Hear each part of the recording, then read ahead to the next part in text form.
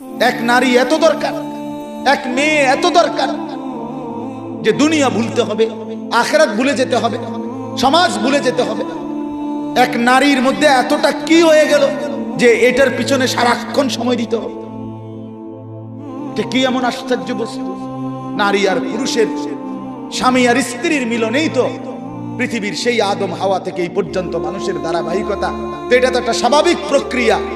হাজারো কোটি মানুষ পৃথিবীতে স্বামী আর স্ত্রীর পবিত্র বন্ধন হইছে, তো সেটা তুমি একটু অপেক্ষা করলে তোমার জীবনও আসবে। কথা বলেন না কেন? এটা একটা সহজ বিষয় না। আল্লাহ তাআলা আমাদেরকে বুঝার তৌফিক দান করেন। চলেন তরজমা শুনেন। আল্লাহ তাআলা বলেন, ওয়াদরিব লাহুম মাসালাল হায়াতিদ দুনিয়া। হে নবী, আপনি আমার বান্দাদের নিকট, এই শেষ তরজমা বললেই শেষ। শুনতেছেন? আল্লাহ বলেন, হে নবী, আপনি আমার বান্দাদের নিকটে দুনিয়ার জীবনের দৃষ্টান্ত, উপমা, পরিমাণ, পরিধি বর্ণনা করেন।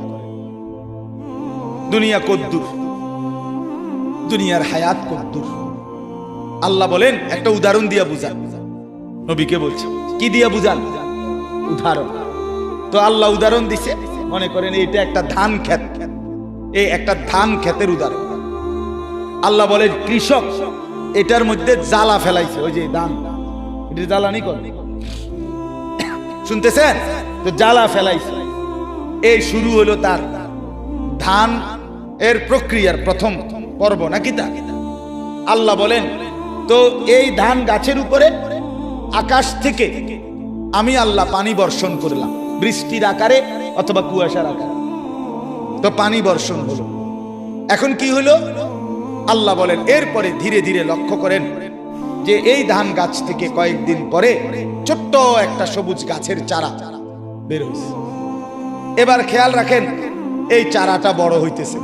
বড় হইতে হইতে একটা সময় সবুজ শ্যামল পুরা ক্ষেত ধান গাছে ভরে গেছে। সবগুলো ধান গাছ থেকে নতুন করে ছড়া বাইরেছে। এর কয়েকদিনের মাথা এই ধান গাছগুলো সবুজ থেকে হলুদ রং ধারণ করছে, মানে পাইকা গেছে।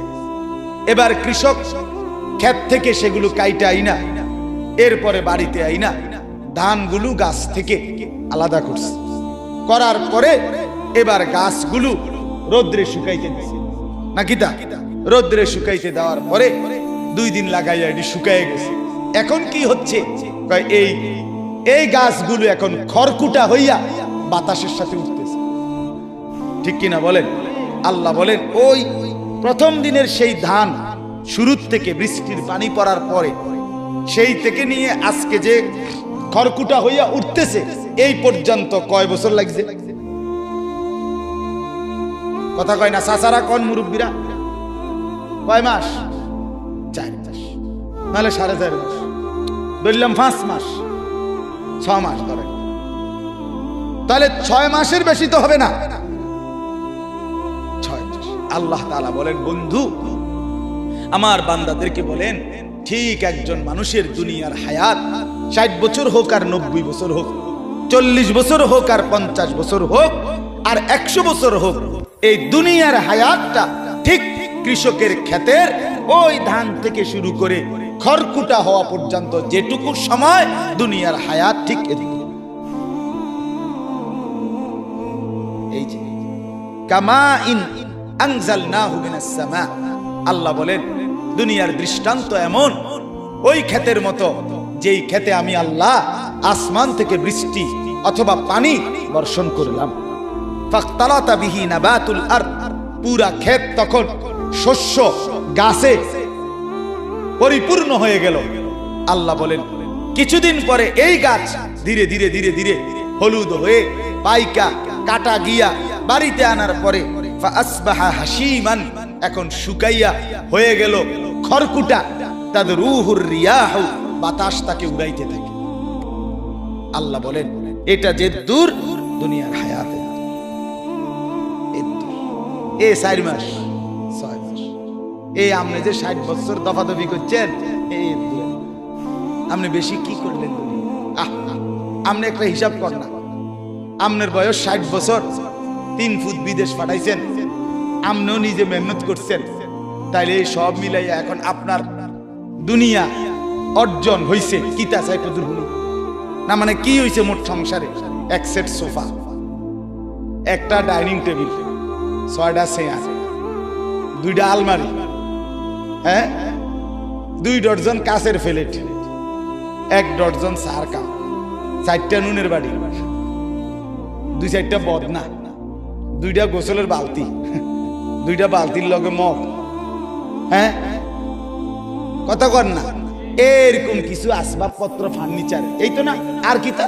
আর হলো বাজার সদাই, পাঙ্গাস, তেলাপিয়া, দৈন্যাতা, কাঁচা মরিচ, দুন্দুল, কইডা, কথা বলেন, পেঁয়াজ, রসুন, আদা, খানা খাদ্য, এই তো না, আর কি?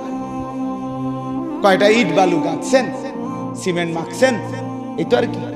এর জন্য অনন্তকালের আখিরাত সব ছেড়ে দিলেন। এ কদ্দুর এ সোফা আর এ খাট পালং কদ্দুর গুছানের লাগা আপনি এত বড় অনন্তকালের আখিরাত ছেড়ে দিলেন।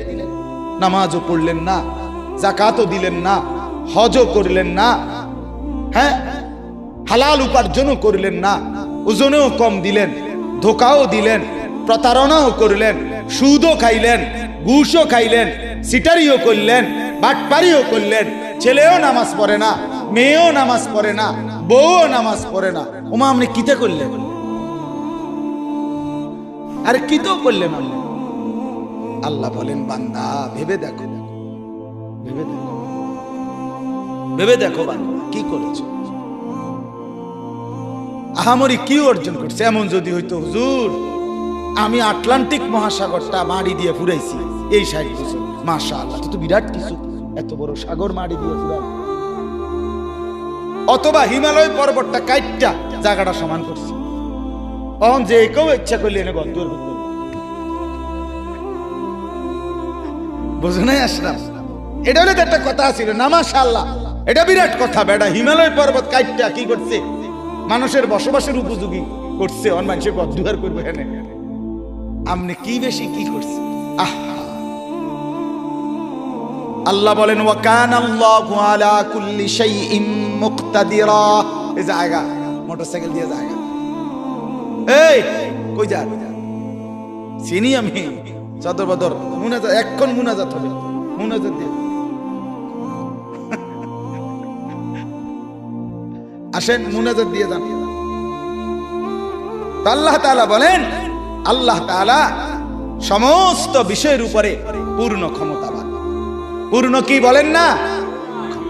আল্লাহ বলেন, বান্দা তোমার দুনিয়া, তোমার আখিরাত, তোমার রাত, তোমার দিন, তোমার সকাল, তোমার দুপুর, তোমার বিকাল, তোমার গভীর অন্ধকার, তোমার একাকী, তোমার প্রকাশ্য, তোমার ঘর, তোমার বাজার, তোমার চাকরি, তোমার ব্যবসা, তোমার লেনদেন, পুরা অবস্থার উপরে আল্লাহ ক্ষমতাবান।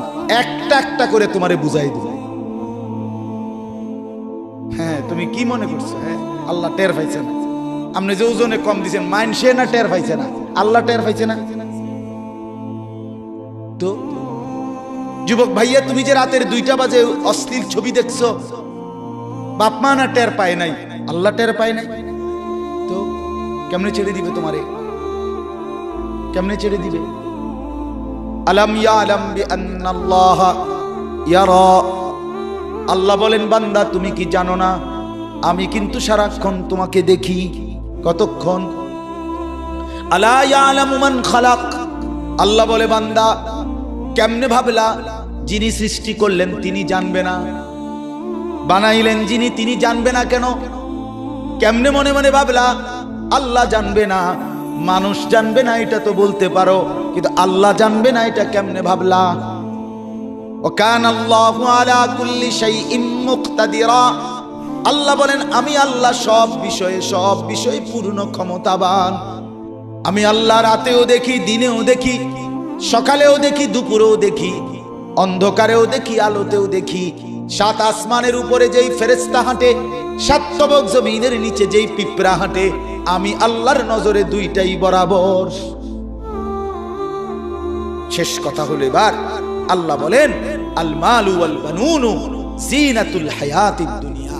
হে বান্দা আমার, দুনিয়ার এটুকু হায়াতে, এই 4 মাসে, এই 4.5 মাস হায়াতে, 6 মাসের হায়াতে যদি শুধুই সম্পদ আর সন্তান আদি এড়িয়ে যদি গুছাইয়া থাকো, অর্জন করে থাকো, নামাজ নাই, সেজদা নাই, বন্দিগি নাই, জিকির নাই, তেলাওয়াত নাই, আখিরাতের চিন্তা নাই, হজ নাই, রোজা নাই, হালাল হারামের পার্থক্য নাই, শুধু মাল, শুধু সন্তান, শুধু শুধু ফুদ, শুধু বউ, শুধু বিদেশ, শুধু ভিসা, শুধু টাকা, শুধু বাড়ি, শুধু গাড়ি, শুধু বাজার, শুধু সদাই।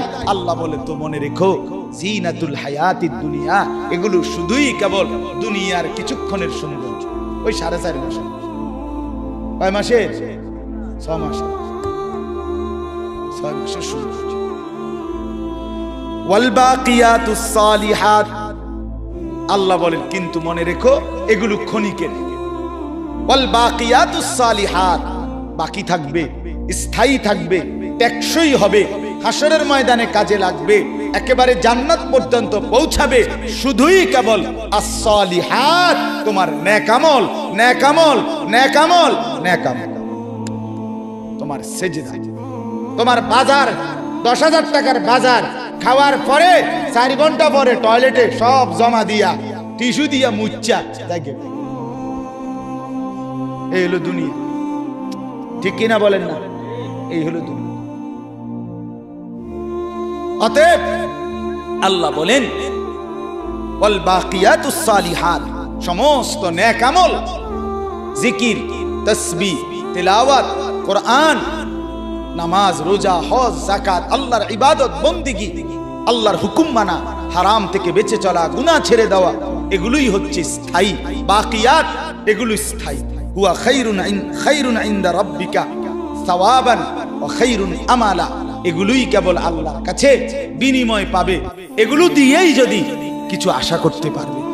আল্লাহ বলে যদি কিছু আশা করো তো সেজদার থেকে করো, যদি কোনো বিনিময় চাও তো সেজদা দিয়ে করো, রোজার থেকে বিনিময় চাও, যাকাত থেকে বিনিময় চাও, যদি কিছু আশা করো তো হজ যে করছো ওটার থেকে কিছু আশা করো, উমরা যে করছো ওটার থেকে কিছু আশা করো, মসজিদে যে দান করছো ওটার থেকে কিছু আশা করো, মাদ্রাসায় যে দান করছো ওটার থেকে কিছু আশা করো, সন্তানকে যে হাফেজ বানাইছো ওটার থেকে কিছু আশা করো, বাচ্চাটাকে যে সেজদাওয়ালা বানাইছো ওটার থেকে কিছু আশা করো।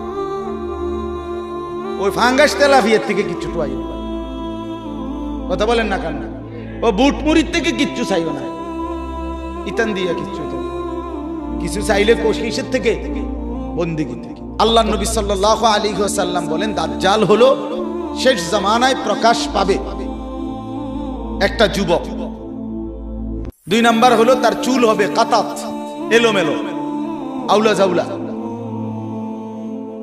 বড় সড়, পাখির বাসার মতো, নবীজি বলছেন গাছের ডালের মতো, তাক তাকওয়ালা, থাক থাকওয়ালা, বিভিন্ন রিওয়ায়াত আছে, শীতি কাটা ইত্যাদি ইত্যাদি। মানে স্বাভাবিক চুল না। স্বাভাবিক চুল হলো চতুর্দিক থেকে, এই যে চতুর্দিকে সমান, এটারই স্বাভাবিক চুল বলে। আর এদিকে বাড়ানো, বাম দিকে বাড়ানো, সামনের দিকে বড়, চতুর্দিক দিয়ে একদম সমান করে, কাইটা একদম সমান করে মাঝখান দিয়া, হ্যাঁ, মহিলাদের চুলের খোপার মতো ইত্যাদি। পাগল, মাতাল, অসুস্থ, বিকৃত, কথা বুঝেন? হ্যাঁ, এগুলা আপনি প্রত্যেকটা ছেলে পরীক্ষা করে দেখেন, অসুস্থ। এদের কোনো সেজদা নাই, এদের কপালে কোনো নামাজ নাই, এদের মা বাবার সাথে এদের কোনো সম্পর্ক নাই, এদের এলাকার সাথে এদের কোনো মিল মহব্বত নাই, এরা পাড়া মহল্লা সমাজ কোনো কিছুর সাথে সম্পৃক্ত না। এরা এক ধরনের অসুস্থ জীব। যতগুলোর চুল দেখবেন আপনি আউলা জাউলা, এরা এই সমাজ থেকে বিচ্ছিন্ন এক জাতি। দেশ, সমাজ, পাড়া মহল্লা, মানুষের কল্যাণ, মানবতার উন্নয়ন, এমন কিছুর সাথে এদের, এরা শাহওয়াতের গোলাম। হ্যাঁ, আব্দুস শাহওয়াত মানে মনের চাহিদার গোলাম। এদের লজ্জাস্থানের শাহওয়াত, সারাক্ষণ মন চায় এদের কাছে বেড়ি চাইতে, নারী, ছবি, নাচ, গান, উলঙ্গ দৃশ্য, মোবাইলে ছবি, জিনা ব্যভিচারের দৃশ্য, এই কখনো দাঁড়াইয়া মতে, কখনো বইয়া মতে, কখনো হাঁটতে হাঁটতে মতে। হ্যাঁ, অত স্বাভাবিক না, কথা বোঝেন নাই আপনি? হ্যাঁ, যেমনি ইচ্ছে এমনি মতো। হ্যাঁ বেটা, লজ্জা থাকলে এই চুল রাখো না। যদি মুসলমান হয়ে থাকো, এগুলা বেঈমানের চুল, ইয়াহুদির চুল, কাফেরের চুল, ইয়াহুদিদের চুল, দুশ্মনের চুল। বেঈমান তোমাদের ছেলেদেরকে নিয়ে পুতুল খেলে, পুতুল, হ্যাঁ, তামাশা করে। ওরা একবার কয়, ডিজাইন দিছে যে দিক দিয়ে হালাই দাও, আমার মাতাল যুবক বলে হ্যাঁ ঠিক আছে, আবার বলে এদিক দিয়ে ফেলে দাও, আবার বলে ঠিক আছে, আবার বলে চতুর্দিক দিয়ে হালাই দাও। তাহলে তুমি অসুস্থ না? তোমার আত্মসম্মান কোথায়? তোমার মা তোমাকে বুকের দুধ খাওয়ায় নাই? তুমি মুসলমান বাবার ঘরে বড় হও নাই? বেঈমান তোমারে নিয়ে নাচায় পুতুলের মতো, তুমি নাচো। ছি ছি ছি। আত্মসম্মান যার আছে, আত্মমর্যাদা আছে, আমার মা আমাকে দুধ খাওয়াইছে, আমার বাবা আমাকে পালছে, আমি মুসলমানের সন্তান, আমি কেন বেঈমানের পুতুল হব? হ্যাঁ, একবার জিজ্ঞাসা করে দেখছো ছেলেরা, এখানে যারা বসে আছো, একবার জিজ্ঞাসা করছো এগুলা কার চুল? তুমি কার ডিজাইন নিলা? কোন সুস্থ স্বাভাবিক পৃথিবীর কোন নামি দামি সম্মানিত কোন মানুষের চুল এগুলো? দুনিয়ার লাইনের, আরে হুজুর বাদ দেবে না, দুনিয়ার লাইনে কোন সম্মানিত নিয়ারা মাথা নামায় এলাইলেই সমাধান না। এখন মাথা নোয়া এলাইছো, কেউ দেখছে না, এটা দোস্ত সমাধান। তোমার অনুভূতি জাগানোর জন্যই আমি এতগুলো শক্ত কথা বলছি। তোমার কলজাত লাগে যেন, তোমার বিবেক জাগে যেন, তোমার লজ্জা যেন হয় বেটা, এই জন্য বলল। তোমার আত্মসম্মান নিয়ে তুমি ভাবো, কে তোমার এই চুল কাটা দেখায়? তোমার এলাকার কোন সভ্য মানুষ, এই যে বাপ চাচা মুরব্বী যারা আছে, তারা জীবনে কোনোদিন এই চুল কাটছিল? তাইলে তুমি কোত্থেকে নিলা? কোন আলেমে দিন কোনদিন এই চুল কাটছিল? তো তুমি কোত্থেকে নিলা এটা? এদেশে যারা ডিসি, এসপি, এদেশে যারা ইউনিভার্সিটির প্রফেসর, এদেশে যারা উচ্চ শিক্ষিত ভদ্রলোক, তাদের কারো চুল এরকম? আরে কথা বলেন না কেন? তাহলে তুমি কোন জঙ্গলির চুল নিলা? তুমি দিনদারেরও তো কারো না, কারো ডিজাইন নিলা না। আরে দুনিয়ার লাইনেরও যারা সম্মানী, তাদের কারো চুল এরকম নিয়ে আপনি কন্যা। তাহলে হে, এটা কি চুল কাটি বলেন?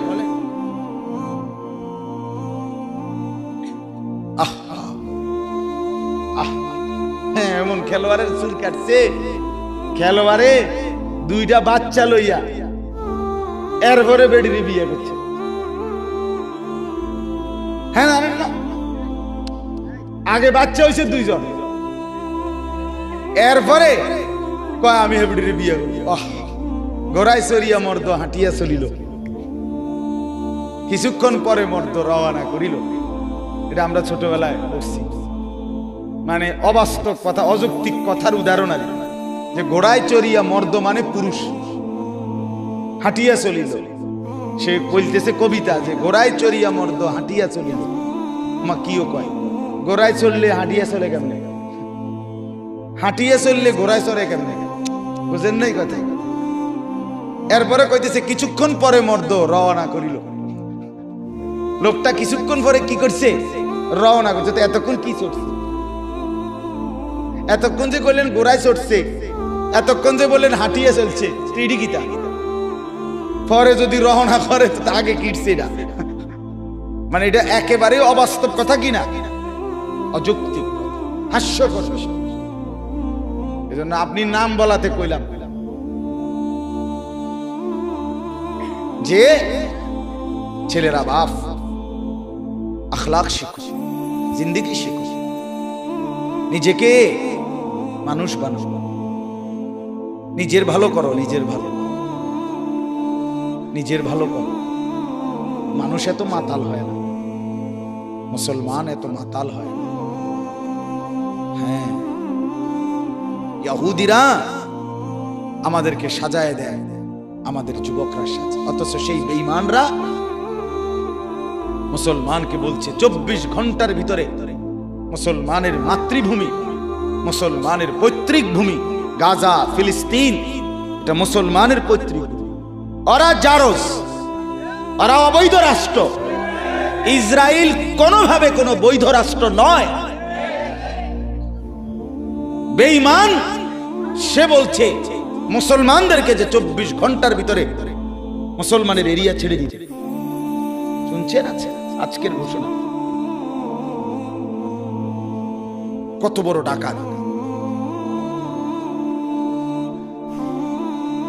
কত বড় ডাকাত!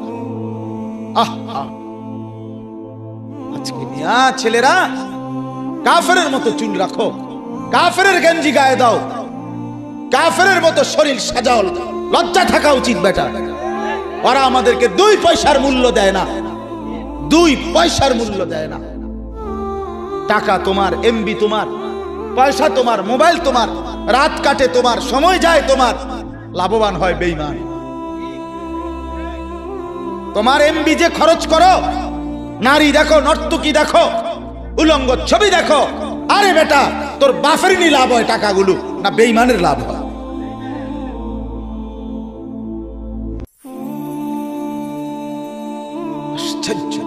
হাসো না, গুনার কথা শুনবার পরে যে হাসে সে সম্পূর্ণ প্রতিবন্ধী। নিজের পাপের কথা শুনবার পরেও যে কি করে হাসে সে কি প্রতিবন্ধী। প্রতিবন্ধী তাকে মেন্টাল হসপিটালে পাঠানো উচিত, মানসিক হাসপাতাল। সে সুস্থ না, সে সুস্থ না। একজনের মনে করে একজনে খারাইয়া মুখতে আছে, হাতের কইলে মনে করে কিরে তুই যে দাঁড়াইয়া মনে, হ্যাঁ তা আসে। এইটা কি স্বাভাবিক না? এ কি সুস্থ? এ তো প্রতিবন্ধী, এ তো মানসিক সমস্যা। এই জন্য বাপ কলিজা ছিঁড়ে যাচ্ছে। ফিলিস্তিনের শত শত মুসলমান, তাজা খুন ঝরতেছে মুসলমানের এলাকায়। ফিলিস্তিন এবং ইসরায়েলের পুরা সীমানা এটা মুসলমানদের। ওরা সম্পূর্ণ অবৈধভাবে এই হাউজিং কোম্পানির মতো মাল্টিপারপাস কোম্পানি অথবা হাউজিং কোম্পানি যেরকম জায়গা কিনে, কথার কথা একখান দিয়ে এরকম জায়গা কিনছিল, এই কিনা জায়গার উপরে ব্যারিকেড দিয়া, কাঁটা তারের বেড়া দিয়া, ওইটা আমগো দেশ। এরকম একটি দেশ আজকে 75 বছর টানা, সেই 1948 সনে ইসরায়েল রাষ্ট্র ঘোষণা করছে। মুসলমানের কলজা কাইটা, মুসলমানের সীমানা কাইটা আজকে 75 বছর। আপনি মোবাইল দিয়ে হিসাব করে দেখেন, 75 বছর টানা এই বেঈমানরা মুসলমানের রক্ত ঝরাইতেছে। 75 বছর টানা। আমি যদি নাও খাইতে পাই, আমাদের যদি ভিটামাটিও না থাকে, তারপরেও আমরা কেন মুসলমান হয়ে বেঈমানের মতো লেবাস, পোশাক, চুল, চেহারা বানাবো কেন? কোন লজ্জা? ওরা আমাদেরকে কি দিছে মিয়া?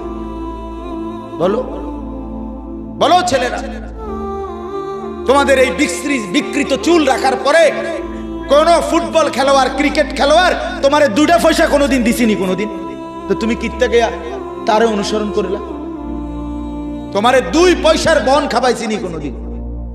তুমি কি পাইলা? আমারে কও, কি পাইলা? সমাজ তোমারে ভালো মনে করে। এই বিশ্রী চুলওয়ালা ছেলে তোমরা বলো, একটা ছেলে বলো যে আমারে যেই দেখে সেই আদর করে, সেই আমারে কাছে টানে, সেই আমারে মহব্বত করে, খোঁজ খবর নেয়। এরকম একটা ছেলে দাঁড়ায় বল আমি নেমে যাবো বেটা। তোকে ঘৃণা করে সমাজ।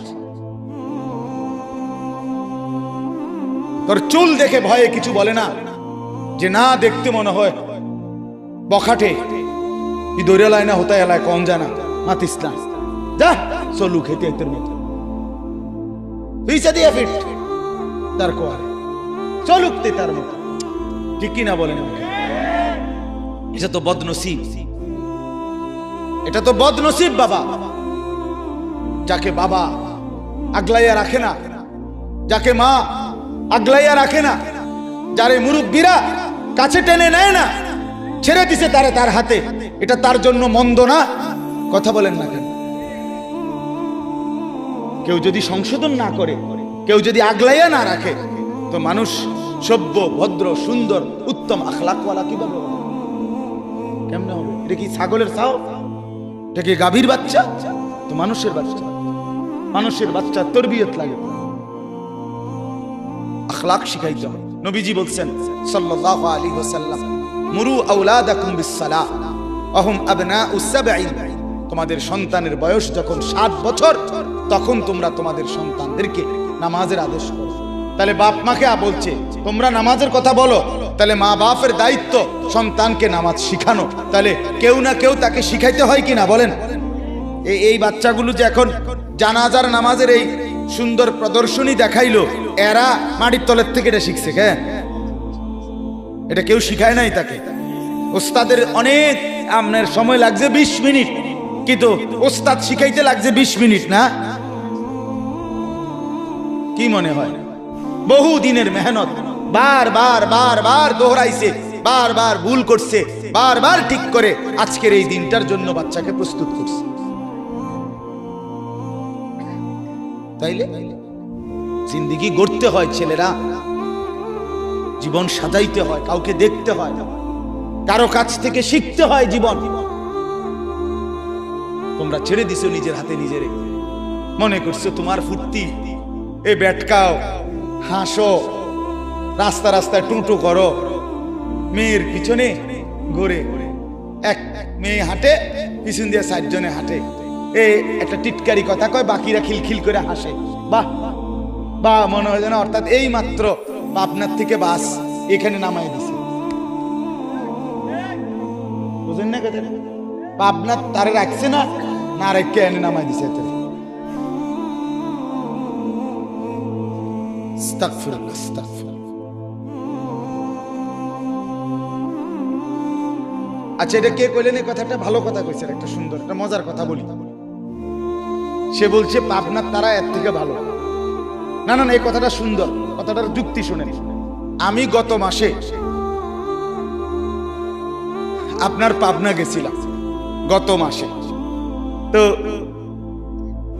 পাবনা যাওয়ার পরে আমাদের জামাত আছে, সেখানে ছিল আমার কুমিল্লা ক্যান্টনমেন্ট থেকে তাবলিগে, দাওয়াত তাবলিগের জামাত, আমার জামাত ওইখানে গেছিল। আমি ওদের নুসরতে একদিন ছিলাম পাবনায়, এক চিল্লা সময় লাগাই আসছে, আমার মাদ্রাসারও একজন উস্তাদ। তো ওই যেদিন গেলাম, তো আসর পর্যন্ত বয়ান করে আসরের পরে আমারে ওনারা নিয়ে গেছে আপনার এই পাবনা মেন্টাল হসপিটাল দেখার জন্য। তো পুলিশ থেকে বলে আমার জন্য অনুমতি নিছে, এটা এমনি সবাই ঢুকতে দেয় না, ভিতরে যাইতে দেয় না, বাকি বিশেষ অনুমতি নিলে দেয়। তো আমার জন্য আগে অনুমতি নিয়ে তারপরে আমার সহ আরো 4-5 জনকে নিয়ে আমরা ভিতরে ঢুকছি। মাসুদ জামিল ভাই উনিও মনে ছিল সাথে। তো এরপরে আমি আপনার না ইয়াহিয়া ছিল। তো আপনার আমরা গেছি আসর থেকে মাগরিব। ছেলেরা তোমরা শোনো, বাপ আমার এই কথাটা শোনো। আসর থেকে মাগরিব আমি 150-200 পাগল এই মেন্টাল হসপিটালে ওয়ার্ডে ওয়ার্ডে আছে। কোন ওয়ার্ডে 60 জন, 50 জন, 70 জন করে করে আপনার আমি ওয়ার্ড ঘুরে ঘুরে দেখছি। এই 2টা জিনিস দেখছি। একটা হলো একেবারে কসম, যদি 200 পাগল এই হসপিটালে দেখে থাকি আমি সেদিন, তার মধ্যে সর্বোচ্চ 3 থেকে 4 জন হবে বুড়া মানুষ, খোদার কসম। আর সব বাকিগুলো জওয়ান যুবক। বুড়ো মানুষ কয়জন? 3-4 জন। আর বাকি সব কি? হায় বাস।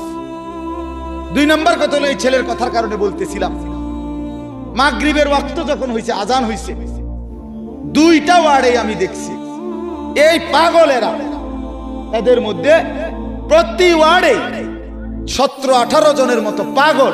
এত আমি একজনকে জিজ্ঞাসা করছি, তোমার নাম কি? আমার নাম রবীন্দ্রনাথ ঠাকুর। কথা বুঝছেন না? তাহলে বুঝা গেল সে কি মেন্টাল কিনা। কিন্তু আজান হওয়ার সাথে সাথে একটা ছেলেরে দেখলাম এই পাগলেটার ভিতরে, ওয়ার্ডে তো ঢুকতে দেয় না, গ্রিল দিয়ে দেখছি তো আজান দিছে এবং 17-18টা ছেলে নামাজে দাঁড়াইছে।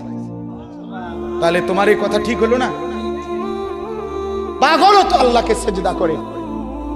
আরে তুই কি মাতাল, তোর মার ঘরে জন্ম নিয়া বাপের ঘরে ঘুমাইয়া 3 বেলা ভাত খাইয়া তুই জানোয়ার সেজদা করস না, একটা ওয়াক্ত নামাজ পড়স না, তুই মানুষের বাচ্চা হইলি কেমনে বেটা? এই বেহায়া বেনামাজি, আজকের সারাদিনে যারা এক ওয়াক্ত নামাজ পড়ো নাই, বের হবে এটা তুই বেটা। বেশরম বেহায়া, তোর মালিক তোকে জন্ম দেয়, সৃষ্টি করে না? তোর আল্লাহর দেওয়া আসমান তুই ভোগ করো না? কার জমিনে তুই চলো বেটা? কার রোদ, কার বৃষ্টি, কার আলো, কার বাতাস? ঘটনা কি? আমিনতুম মান ফিস সামা, আল্লাহ বলে আসমানে যিনি আছেন আল্লাহ, তার থেকে নিজেকে নিরাপদ ভাবো না? হ্যাঁ, বাদুকা খাবাই দেখা মনে করছো তুমি বান্দা, আমি কিচ্ছু কইতাম না, তুমি তামসা মনে করছো? হ্যাঁ, ফুর্তি যৌবন, যৌবন তোমার বাপে দিছে। কথা বলে না কেন? যৌবন কারো বাপের দেওয়া। তো তোমার ভিতরের শক্তি, কামনা, বাসনা তো আল্লাহর দেওয়া। আপনি একটা কথা শুধু বলেন, মনে করেন এখানে 2 জন মহিলা দাঁড়াইছে, কথার কথা একটা উদাহরণ দিচ্ছি, তো একজন হলো আমার মা, আরেকজন হলো আমার স্ত্রী, কিন্তু দুজনই মহিলা, রক্ত মাংসে, শরীরের গঠনে, শরীরের অঙ্গ প্রত্যঙ্গ 2 নারীরই বরাবর, ঠিক কিনা বলেন? কিন্তু এই মা নামের যে মহিলাটা, আমি যখন তার দিকে তাকাই, আমার দিলের অবস্থা যেটা হয়, 1 মিনিট পরে 30 সেকেন্ড পরে যদি আমি স্ত্রীর দিকে তাকাই, ওই মহিলাটার দিকে তাকাইলে আমার দিলের অবস্থা ক্ষণিকের মধ্যে ভিন্ন রকম হয়। এই 30 সেকেন্ডে আমার দিল বদলে দিল যিনি, তিনি কে? যদি দুটোটা বরাবর লাগতো, যদি জ্বরের রোগীর মতো হইতো কামরুল ভাই, যে মিঠাটাও তিতা লাগে, তিতাটাও কি লাগে, যদি 2 জনকেই মা মনে হইতো, যদি 2 জনকেই স্ত্রী মনে হইতো, বলো না বাপ? আল্লাহ তাআলা তা বলেন, ভিন্ন ভিন্ন প্রবৃত্তি তো আমি দিয়েছি। মাকে দেখলে একরকম মনে হয়, স্ত্রীকে দেখলে আরেক রকম মনে হয়। এই হালাত, দিলের এই অবস্থাটা পরিবর্তন কে করছে? কার নাফরমানি করো? কার নাফরমানি? এজন্য লজ্জা থাকলে, আমার কথা শেষ, শরম যদি থাকে, মায়ের দুধ যদি খেয়ে থাকো, আমি বললাম বেনামাজি ছেলেরা আজকের রাতে এশার নামাজ পড়ো। এখন প্রয়োজনে যদি শরীর না পাক থাকে, পেশাব করে পানি নিয়ে আনিয়ে থাকো, তো আজ রাতে গোসল করো, নতুন লুঙ্গি পরে নামাজে সেজদা দাও, চোখের পানি ফেলে আল্লাহকে বলো, মাওলা বহুদিন তোমাকে নারাজ করেছি, আজ ওয়াদা করছি আর তোমাকে নারাজ করব না। আল্লাহ বলবে, বান্দা আমি এখনই তোর পেছনের সব মাফ করে দিলাম। আল্লাহ বলে, বান্দা তুমি যদি রাত্রে আসো, আমি রাত্রেই আসবো, তুমি যদি দিনে আসো, আমি দিনেই আসবো। গুনাহ নিয়ে আসবা মাফ চাইতে রাতে, আমি আল্লাহ মাগফিরাত নিয়ে আসবো রাতে। তুমি আসবে যখন, আমি আসবো তখন। তুমি আসবা 1 বিগত, আমি আসবো 1 হাত। তুমি আসবা 1 হাত, আমি আসবো 2 হাত। তুমি আসবা হাঁটতে হাঁটতে, আমি আসবো দৌড়তে দৌড়তে। आओ ना बंदा आओ, देव सेजदा दो, गुलामी करो, बंदगी करो, আমাকে ডাকে কেন? ভুলে গেলাম। মা গাররাক, মা গাররাক, আল্লাহ বলছে কোরআনে, মা গাররাক, এই মানুষ এই আমার বান্দা, কেন আমারে ভুলে গেল? কেন ভুলে গেল? আমি কি সৃষ্টি করি নাই? আমি কি অঙ্গ প্রত্যঙ্গ দেই নাই? আমি কি এমন সুন্দর সুঠাম স্বাস্থ্য বানাই নাই? আমি কি এই চমৎকার চেহারার আকৃতি দেই নাই? আমি কি দুইটা চোখ দেই নাই? আমি কি একটা জিহ্বা দেই নাই? আমি কি দুইটা ঠোঁট দেই নাই? আমি কি তোমাকে বানাই নাই? বলে বলো না ছেলেরা, উত্তর দাও ভাই। রাত গভীরে উত্তর দাও। গভীর রাত, এখন কোটি কোটি মানুষ ঘুমায় গেছে। তুমি এখন বলো ইনসাফের সাথে, কত নারী দেখলে স্বপ্ন মিলবে? কত উলঙ্গ ছবি দেখলে তোমার তৃপ্তি হবে? হ্যাঁ, মোবাইলে কত নগ্ন ছবি দেখলে তোমার আউশ মিটবে? বলো ভাইয়া, বলো বলো বলো, একটা ছেলে বলো।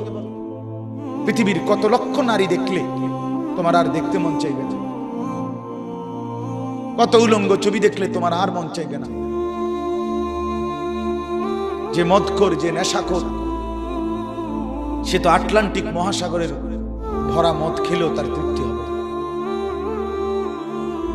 যে জুয়ারি, সে জুয়া খেলতে খেলতে তার যদি ভিটা মাটি বউ বাচ্চাও দিয়া দেয়, তারপরও তার জুয়ার নেশা যাবে না। যে নারীতে আসক্ত, তার তৃপ্তি হয়। গুনাহ তৃপ্তি দেয় না, নাফরমানি তৃপ্তি দেয়। দুনিয়া একদমই অল্প, একদমই অল্প, একদমই অল্প, একদমই অল্প। আজকে যারা বৃদ্ধ মানুষ, আপনারা ভাবেন আপনি সেই ছোট্ট ছিলেন,